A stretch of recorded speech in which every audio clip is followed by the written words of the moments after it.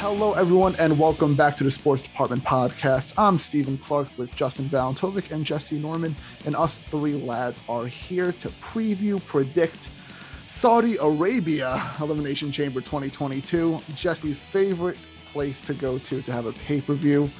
Blood's guaranteed. Blood's guaranteed. That's why he's wearing his Bloodline shirt. That's funny. See, Jesse doesn't support those pay-per-views and says he claims he won't watch it.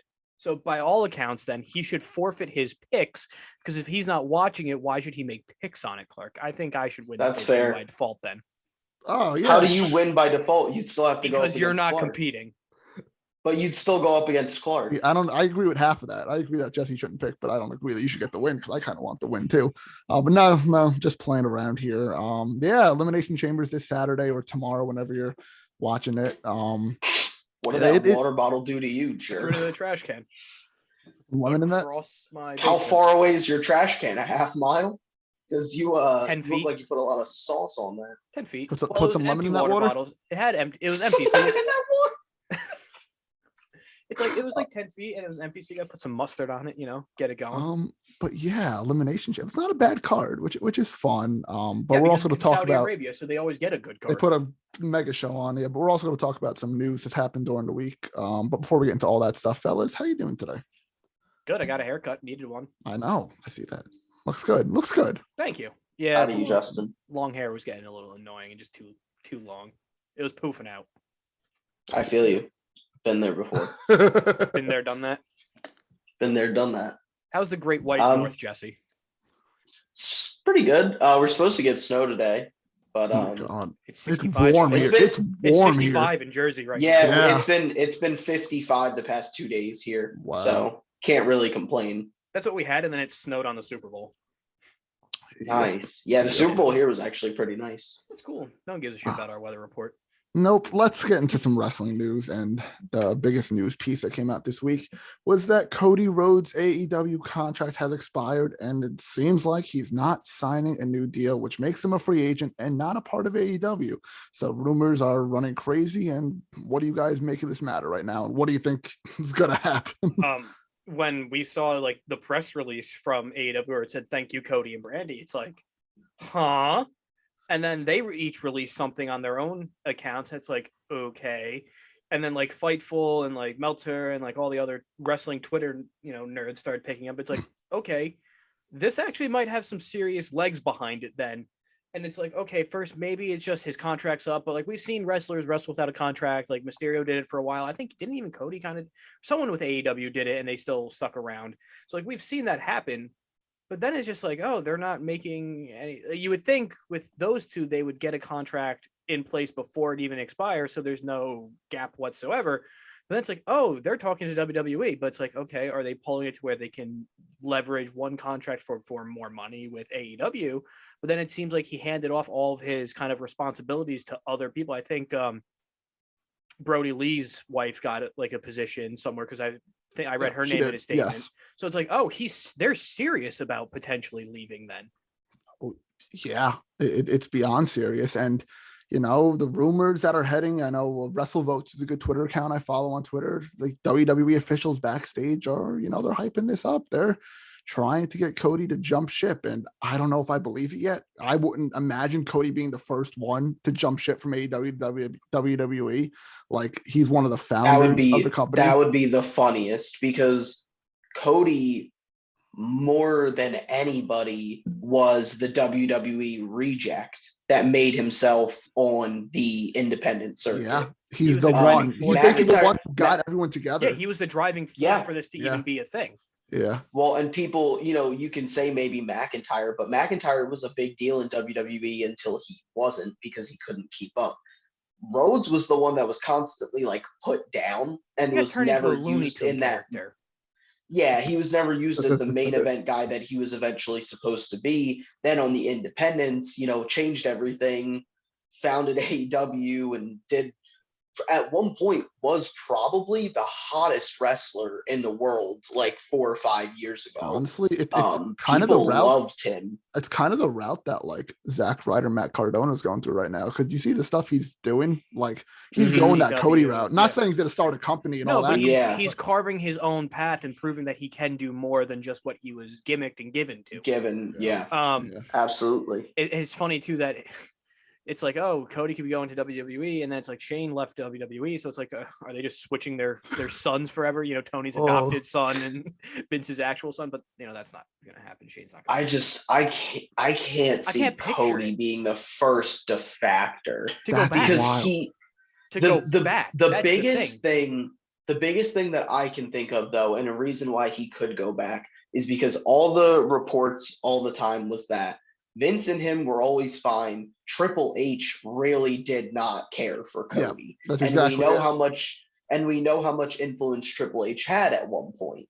He does not have that influence since right the heart now. Episode that they had, which I think it was a heart attack. They didn't really ever say it, but they just like a heart event. Yeah. Cardiac event or whatever. He's taken a back seat from running majority of things. So it's like, oh, if Vince is not only that, they moved away from him. They fired all of his friends except for Shawn. They got rid of everything that was ever Triple H related in NXT. NXT Black and Gold was Triple H. Like that was what Triple H wanted. He built it from the ground up, and then they got rid of it. They entirely got rid of everything from NXT Black and Gold. I mean, it's really weird. It's bizarre. But it's also bizarre what's going on with that's the WWE and Triple Cody's H. big thing was when it was one of their first major events where he broke the throne with the sledgehammer.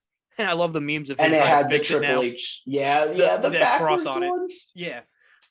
But it's like, where does he end up? Does he end up on SmackDown? Does he end up on Raw? Does he end up in NXT? It's like, okay, how are they going to use him? If he's in NXT, that would be the funniest thing, honestly. It really would. In Triple H's baby, essentially. I don't think there's a way he comes back with not being immediately validated and put in the main event picture. Because the only reason he would come back is to get the validation that he never had before. Of just being a WWE champion, being a main event guy. I think that's the only way he comes back. Imagine he's the one who knocks off Roman. That would be so stupid and funny. It would be terrible. It would be. But no, there's a lot of rumors going on. No set facts. But it's also like his time in AEW. I'm not saying it ran stale, but he took a backseat a lot. That's the thing. The but last also year. For a while time. Well, that's because he had his kid. And he took time off, but also so when he's half black. Oh, he likes to make that known, which is fine. But it's just, he was shoved down our throats to so many freaking times. Like, thank God he had the stipulation that he couldn't compete for the AEW title for a while, but then he went right into the TNT title. But still, it's just like he was used a lot. That some time away would be good, honestly. Yeah. I think he ends up back in AEW. Oh, I think so too. That's what I predict. Maybe 1 to 3 years max in WWE, and then he goes back to AEW, and then probably would hang it up in that run. Because he wants to be done by 40. He said. How old is he? Let's take a look. He's close. He's like 40. I don't think he goes to WWE at the end of the day. I don't think he does. I think it's AEW. I think WWE would love to steal him, but. They're to try. They're to try their hardest. I know they are. Even if he makes like an appearance, like say he just does like he returns at WrestleMania to some capacity and goes like WrestleMania to SummerSlam, then fucks off again. Something like that though. Maybe that's still insane to think about. I agree, but maybe he does something similar to that, and then he can use that as fuel in AEW. But it wouldn't be longer than 2 years if he came back. And then at that point, how many times are they actually going to use him? Exactly. They can't use half the roster because they don't know what to do with them. But and they just end up firing them anyway. Exactly. This is all rumors for now, so we have no set facts except for the fact that his contract is up. Final guesses. What do you think happens? I say he goes to WWE. I don't know. I feel it. I don't know why. I just feel it. I feel like there's a little tension in AEW the way he left. I feel like he goes for some reason. Jesse? 6 to 9 months break, comes back. AEW. Yeah, I think this is kind of just a negotiating tactic. And I think he just didn't want to be tied to him. Financially, they're probably okay, so where he can take time off and doesn't need to have any responsibilities, because maybe he is just taking a complete, kind of cleanse away from it all. And that's why he gave up his responsibilities as an executive as well. Could be. Let's get to the last bit of news really quickly, and it's just a rumor at this point too, and that's Stone Cold might have a match at WrestleMania. WWE's pushing to get him, and all rumors are pointing towards Stone Cold versus Kevin Owens, Stunner versus Stunner, because Kevin on Raw was like, I hate Texas, all this crap about Texas, and who's from Texas, and where WrestleMania is? Stone Cold. Shawn Michaels. Shawn Michaels. Undertaker. Yeah. Terry Funk. Boneyard. I'm with this. I mean, we haven't seen Stone Cold in 20 years. I mean, it'd be really, really interesting to see if he could still go in a match. He's like that one legend who's never come just back. because of the injuries that have never came back For a match. He's come back and done spots, obviously. He's stunned people before. But to have a legitimate in-ring match, his last match was what? WrestleMania in Seattle, right? Yes, it was The Rock. 3 or whatever it was. Yeah. He's, like you said, he's been the only one really who's retired for whatever reason, injury, storyline, old age, who's never come back. But obviously he's been around WWE. He does, the Stone Cold Sessions podcast. You drink his beer from time to time. He has enough stuff going on to where he doesn't need a return. So obviously if he wants to do a return, either one, shitload of money, probably it has to be, or he's intrigued enough with the idea of who he would work with for a match. And Owens would be entertaining as hell if we're being honest. It'd be awesome as long as it's just not a stunner and done. Yeah, well, that's why Owens got his fresh new contract to take a stunner from Austin in a 35-second match. Honestly, probably, yeah. And you can say he had the last match with Austin then.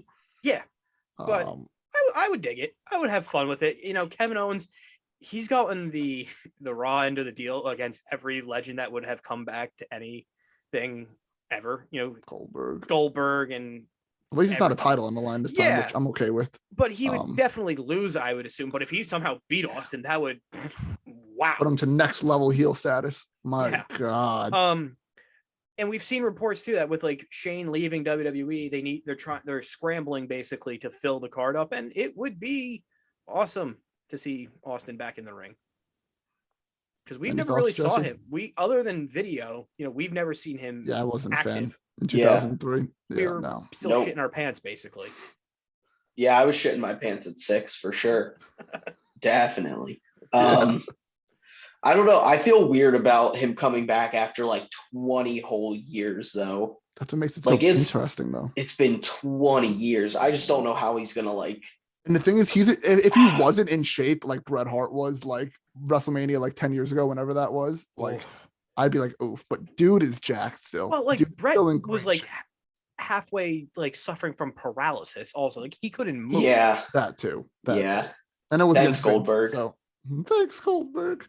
No, it should be interesting. Again, this is a far out rumor, so we have nothing. Yeah, but about the build yet. for it would have to kind of start soon, and it's already starting with Owens crapping on Texas on Raw. No, I know, but that's how it slowly starts building. It's Chamber this weekend, so you would assume by mid-March Austin appears on WWE TV, and then at that point they go back and forth each week until they have the face-off in the ring, and then off we go to WrestleMania. There you go. All right, but that does it for a little bit of news. Let's get into Elimination Chamber. But before we do that, we have to get into the standings. And Jesse and I tied the last pay-per-view. We said that, I think, before already on one podcast. But the scoreboard shows me with 2 wins, Jesse with 1, Justin with 0. So we're going to go in that order. Exactly predicting these matches. I'll go first, Jesse. No. Oh, okay. Actually, can you guys continue? Well, actually, no. You're good. You need to step away later. I am getting a phone call right now. Take it. All right. Throw it to Jesse, and then he can monologue. Just banter a little bit about, Stone Cold, whatever. Nah, Jesse. Let's start.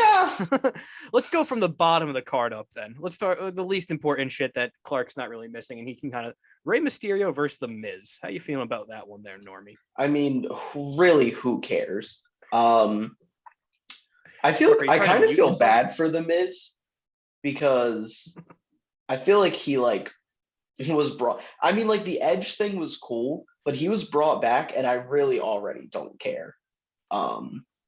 Yeah. about Miz pretty quickly. Even with like Mysterio, it's just like I'm so disinterested. Like I feel like the whole Mysterio thing with like his kid and everything was supposed to be the whole Dom thing has really ran its course, and I need one of them to turn on the other. Yeah, they need to break them up. Like we need some family drama.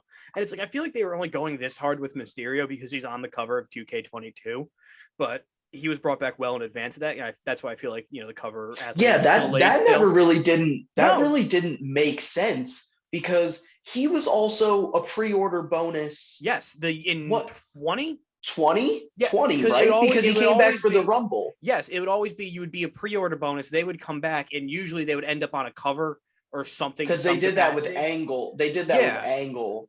And it's just like I feel like just Mysterio and Dominic being around has just been prolonged until the game comes out, honestly, at some point, because it's very marketable and you see them. And it's just, oh man, like you said, this match does nothing for me. Miz honestly he's basically already a part-timer already. It would be nicer if he just kind of went away even more and just focused on TV and made Marine 27 or whatever number they're up to. Or even if he just like, I don't know. I think he also Hall of fits. Famer. He's a Hall of Famer. I think he. What else is there for him to Hello. Hey. I don't know how to unblur my background, but that looks kind of cool, so I'm gonna leave that for now. Okay, I had the headphones on, so I was listening to your little Rey and Miz talk. So we're gonna. Did you guys pick that match or? No, we just give kind of me bitched about Miz. Give me Mysterio. Actually, Miz lost to Edge already, so give him his win back. Mysterio just loses all the time. Give me Miz, and I think Dom turns on Rey. I think Miz too, just because you have to balance the heels and faces wins. I already kind of went through my card a little bit during the news, so I'm also going to take Miz in that one. Look at that, I'm multi-talented. I can host a wrestling podcast. All right, so let's start at the top of the card now and get to the matches that actually matter, because the bottom of the card is god awful, and we got one out of the way already, so that's why I saved it for you. Yeah. So I'll start with this one, and it's just the WWE Championship Elimination Chamber match, which is Bobby Lashley defending his championship against Austin Theory, AJ Styles, Brock Lesnar, Seth Rollins, and Riddle. I got them all in there. I think I got them all in there. Yeah, that's 6. 3. No, yes, that's 6. 6 plus the champion Lashley. Yep, defending the championship. Kind of a tough one to pick in a way, because this is the direction they're going for WrestleMania. We know Brock won the Rumble, and Brock already chose Roman as his champion. So are they going to do the title for title combination, or are they just going to pick a Raw feud to go with? And honestly, there's only like 2 choices here that make sense to me, and that's either Lashley retains or Brock Lesnar wins the belt and they do the title for title. And in my Royal Rumble podcast, I stuck with Roman winning the Rumble and doing title for title that way. And I'm going to still stick with my theory, and I'm going to take Brock Lesnar to win the WWE Championship back. I thought you were going to stick with Austin Theory then. But no. You're crowning moment. Sense. You really are, because it's like they're having Brock do, like, he's being very vocal, and they're setting him up to be the obvious face in a Roman him match just because they're having him actually do things and giving him personality to work with. And I agree with you too, Clark, where it's basically Lashley and Lesnar versus the field, honestly, because as much as it would be cool for Riddle to win it, it would be awesome. Not going to happen. Styles, he's just there because he can do the forearm off the top of the cage. So, yeah. Very disrespectful to AJ Styles. No, seriously, that's really why he's there. And it looks like they're leaning towards AJ Edge maybe at Mania. That's what's kind of that's hot right too. Now. That's very hot. Like Theory, who cares? Rollins is always a factor, just always a dark horse. Yeah, he's always a safe bet to give a title run to, essentially too, since he's and he's left without plans since allegedly he was supposed to be the one that Shane was supposed to go against. So, just give me Seth KO and just run it for like 20 minutes at Mania, and I'd be fine with that. The match they had like the no people there 2 years ago at Mania was pretty good. That's right. That's when Owens jumped off the sign. Yeah. Yep. But I think I'm going to go with Clark and give me Lesnar to win, and then we get champion versus champion at WrestleMania. I just don't see this champion versus champion thing. I'm going to go Lashley. I think Fox and USA don't want to like the brands promote each other matter anymore. As much as possible. Big E's on SmackDown. It does, but then it doesn't. Here's the thing though, right? They choose when they care about it and when they don't. for the and then mid-card like belts, randomly and they start caring about it again. for the And I feel like mid-card tag around and Mania women's, time, Yeah, they start caring. the big four is sort of the big four is when they kind of I think that's when they boundaries. kind of like tighten it up a little bit. I think it's very weird to have two entirely separate companies have your TV rights, and then like they're each supposed to have champions. I don't think realistically, like, how do you push the two belts together and then have one guy representing both shows when Roman is such a big factor of SmackDown? Like, it would be one like thing they if, built everything around that. Like, just like from the TV side, what you're talking about, like Fox is its own independent thing. USA is owned by NBC. Like how AEW is TNT, but TNT is owned by ABC, who owns TBS as well. So like that's still in the same parent company. Like you said, Jesse, they're two completely different parent entirely companies. Different. And then you also have Peacock factoring in, as well, which I believe is NBC. Yes, it is. Also, but still, like then you have that upper arching thing of. We've talked about it many times. The Fox deal is just bizarre as a whole, if we're being honest. They gave him a lot of money. I don't see them reeing up after that. But Jesse, who are you going with? Did you say? I'm going. I think Lashley retains. I could see Rollins maybe winning. I mean, I could see the Lesnar thing if they want to do the undisputed belt.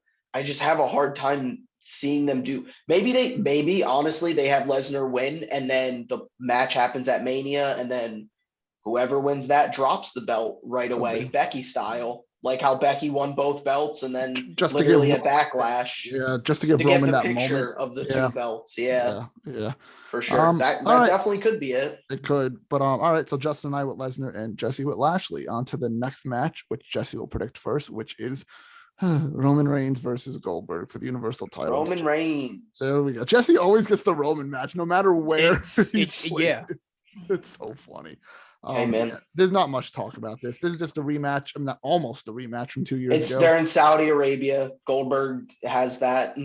Saudi Arabia gives him a lot of money to show up, basically, and he does. I'm a little scared though with this match. I'm taking Roman, but I'm a little. This is his last match on his contract too, I think. Yeah, but then they still have a clause where they can bring him back at a certain like match fee or something, so they can still keep bringing him back for I think another like year or two. Yeah, I'm taking Roman, but I'm still always a little scared in the back of my head. Well, but think of it this way: if Goldberg wins, beat the Fiend. But here's the thing: if Goldberg wins, it's Brock Goldberg. Oh yes! Again, one last time. One last time. Oh my god! And then maybe we get the original triple threat and we put Steve Austin in there. What we were supposed to get. Oh, it's all coming full circle. Mind blown. It's all coming full circle. Long-term booking. Justin, who are you going with? Steve Austin walked out of the company 20 years ago because he didn't want to lose to Brock Lesnar on Raw. And they here all we are. Back in. And here we are. I think that's just not going to happen. So I think give me Roman. Yeah, he's walking into the belt, into Mania with the belt. All right, next match. Another, this era versus eras a couple hours ago. We have Becky Lynch defending her Raw Women's Championship against Lita. Justin, who are you taking and why? Lita's just here to get a little run. Not going to do much with it, so it's going to be Becky. Yep. Yep. Lita's not ready to come back and carry a belt. No.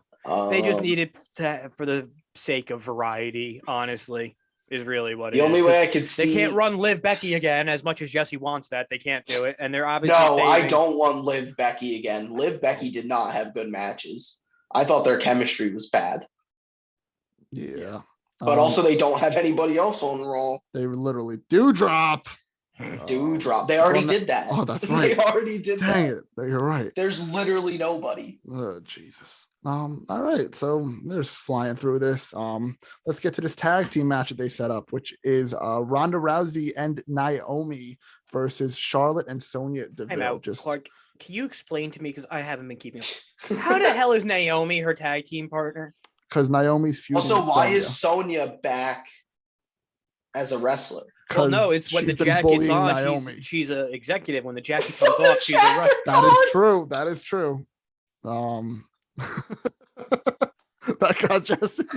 When the jacket's on. When the jacket's off, baby. Strip down. It's like they're two different characters. The Fiend. They just gave her two The different Fiend's back. characters. The Fiend's back. Oh, You have man. so many people just doing nothing, but Sonya Deville has to play two roles. Two authority role and a rest. It's stupid. Paige has been doing nothing for years. She's not even under contract, I don't think. I know, but she was for years. Oh. Oh man, that's my funny. turn, I think. Yeah, it's my turn. It's not a title match. I'm gonna go Rousey and Naomi just because. Yeah, Rousey's gonna pin Devolve. Yeah, something like that. Exactly. Or Charlotte did a walkout on the match or some stuff. Because who is something like Rousey fighting at Mania? Did she declare that Charlotte. yet? Charlotte. Yeah, so they're saving that. Yeah. This is just a warm up. Exactly. Yeah, give me Rousey. Okay. And next, oh boy, the This women's. is brutal. Yeah, this is tough. And Jesse has to pick first. Look at that. The women's elimination chamber match, which is for the opportunity to verse the Raw Women's Champion at WrestleMania. And the 6 participants are Liv Morgan, Rhea Ripley, Bianca Belair, Doudrop, Nikki, superhero chick, and Alexa Bliss. The return of Alexa Bliss. Jesse, who you taking and why?